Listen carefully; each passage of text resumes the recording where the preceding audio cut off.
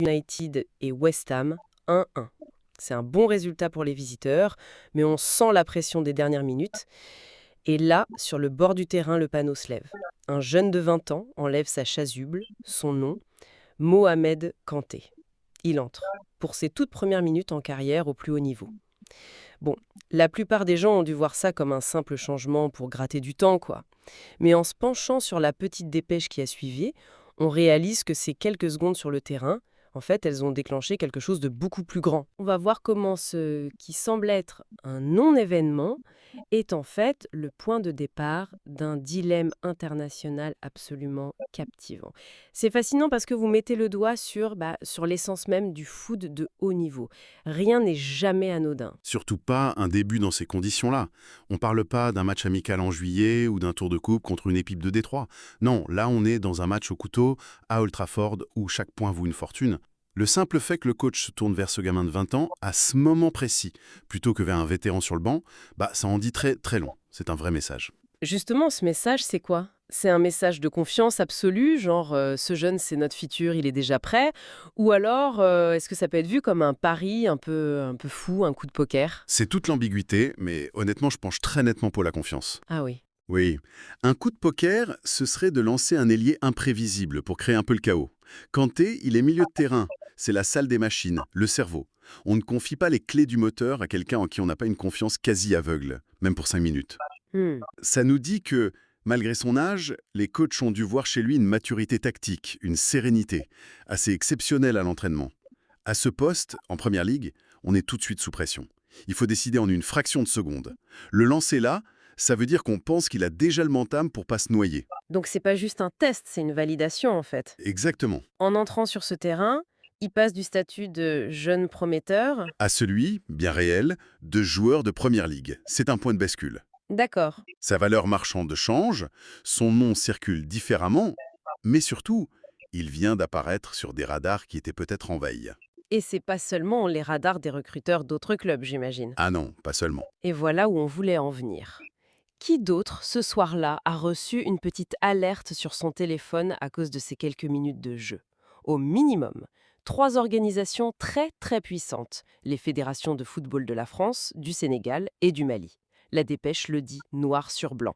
Mohamed Kanté est éligible pour ces 3 nations. Et là, on change complètement de dimension. C'est plus juste l'histoire d'un jeune qui perce. Non, c'est le début d'une course contre la montre, d'une opération de séduction qui va se jouer en coulisses pour savoir quel maillot il portera. 3 options. Bon, d'un côté, il y a la France. C'est l'évidence, non? Mhm. Une des meilleures équipes du monde, le prestige ultime. On rêve des Bleus, point. Ou c'est plus compliqué? C'est beaucoup, beaucoup plus compliqué que ça. Oui, la France, c'est le sommet de la pyramide. C'est la promesse de jouer la Coupe du Monde pour la gagner, de jouer l'Euro à son poste, milieu de terrain. La France a peut-être le réservoir de talents le plus dense de la planète. C'est vrai. Pour chaque place, il y a 5 ou 6 joueurs de classe mondiale qui se battent. Choisir la France, c'est choisir le chemin le plus difficile. C'est accepter de devoir être exceptionnel chaque semaine pendant des années juste pour espérer être appelé. C'est risqué. Le risque de ne jamais être sélectionné, en fait. Ou de n'être qu'un joueur de passage, oui. C'est le choix de l'hyper-compétition. Et de l'autre côté, on a le Sénégal et le Mali. Alors là, ça se compare comment? Ce sont des projets de vie sportive complètement différents. Prenez le Sénégal. C'est une puissance africaine, vainqueur de la CAN, toujours en Coupe du Monde. En choisissant le Sénégal, Kanté, il ne serait pas un jeune qui toque à la porte. Non. Il serait accueilli comme un futur pilier, un joueur autour duquel on peut construire pour la prochaine décennie. Il ne jouerait pas pour une place, il serait la place. Il aurait la quasi-certitude d'être titulaire, d'être un leader. C'est l'opportunité de devenir une idole nationale. La pression est différente, du coup. C'est moins une pression de performance pour être appelé et plus une pression de résultat pour tout un pays. C'est ça. Et le Mali, c'est encore un autre niveau. Encore un cran différent, oui. Le Mali, c'est une grande nation de foot, mais qui cherche encore à franchir ce dernier palier. En choisissant le Mali, il ne serait pas juste un pilier, il serait la fondation. Ah oui, carrément! L'équipe entière serait bâtie autour de lui. Il ne serait pas une star, il serait la superstar. C'est la voie pour devenir une légende absolue, le type de joueur qui donne son nom à un stade dans 30 ans, quoi. C'est fascinant de voir ces 3 chemins. Si je résume, c'est un peu le choix entre être un soldat d'élite dans une armée de géants, la France, Oui, Un général dans une armée déjà très puissante, le Sénégal, ou alors le roi bâtisseur de son propre royaume, le Mali. C'est une excellente analogie. C'est tout à fait ça. Ce genre de dilemme, c'est pas nouveau. Je pense à Riyad Mahrez par exemple. Né en France, il a fait le choix de l'Algérie. Mahrez, c'est le cas d'école parfait. Il a fait un choix fort, celui du pays de ses parents. Et regardez son parcours. Héros national, Exactement. Capitaine, leader technique, il a porté l'Algérie à la victoire en Coupe d'Afrique. En Algérie, c'est plus qu'un grand joueur. Est-ce qu'il aurait eu le même statut en équipe de France, même en s'imposant? J'en suis pas sûr. Son choix a défini son héritage. ce genre d'exemple, ça doit forcément peser dans la tête d'un jeune comme Kanté. Absolument. Ça montre qu'il y a une gloire immense à trouver en dehors des 2 ou 3 meilleures nations du monde. Et ça nous amène à la question cruciale. Comment une telle décision se prend en vrai? On parle de projets sportifs, de concurrence, mais à 20 ans, est-ce qu'on fait vraiment une analyse SWOT de sa carrière internationale? Franchement, j'ai du mal à y croire. Vous avez raison, l'analyse rationnelle, c'est qu'une petite partie du truc.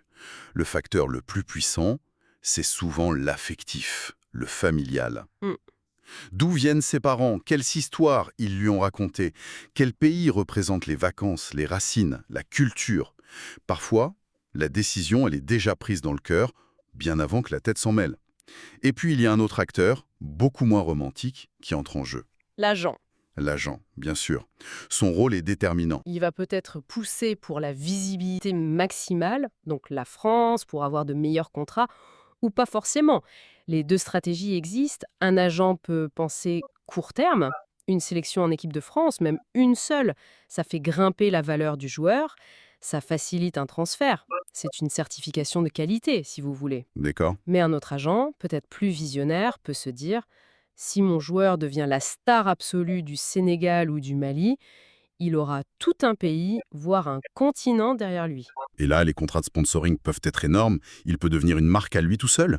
C'est une partie d'échec. Et pendant que tout ce petit monde réfléchit, les fédérations, elles ne restent pas les bras croisés, j'imagine. Ah non, le lobbying a déjà commencé, c'est certain.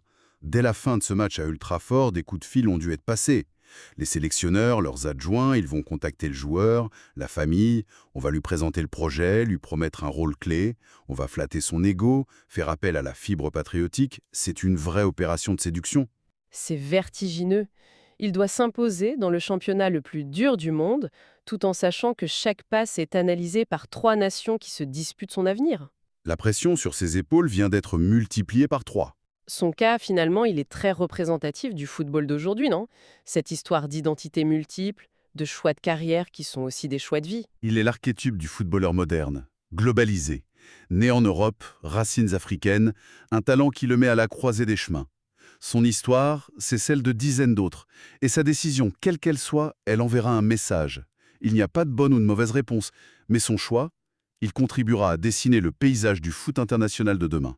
En résumé, ce qui n'était qu'un détail dans un soir de Première Ligue, un simple remplacement, c'est en fait la première scène d'une pièce qui va se jouer sur plusieurs continents. La carrière de Mohamed Kanté à West Ham est lancée, mais c'est surtout le compte à rebours de son avenir international qui a commencé. Son nom, il n'est plus seulement sur les lèvres des fans de son club, mais il est murmuré avec espoir par des millions de supporters à Dakar, à Paris et à Bamako. Cette petite dépêche, c'est vraiment la première page d'un roman dont on a très envie de connaître la suite. C'est exactement ça. Ce match à Old Trafford, c'était pas une fin, mais une triple ouverture. L'ouverture de sa carrière au plus haut niveau, l'ouverture d'une bataille d'influence entre 3 fédérations, et surtout, l'ouverture d'un rêve pour des millions de gens qui voient en lui un futur héros. Tout ça grâce à quelques minutes sur une pelouse.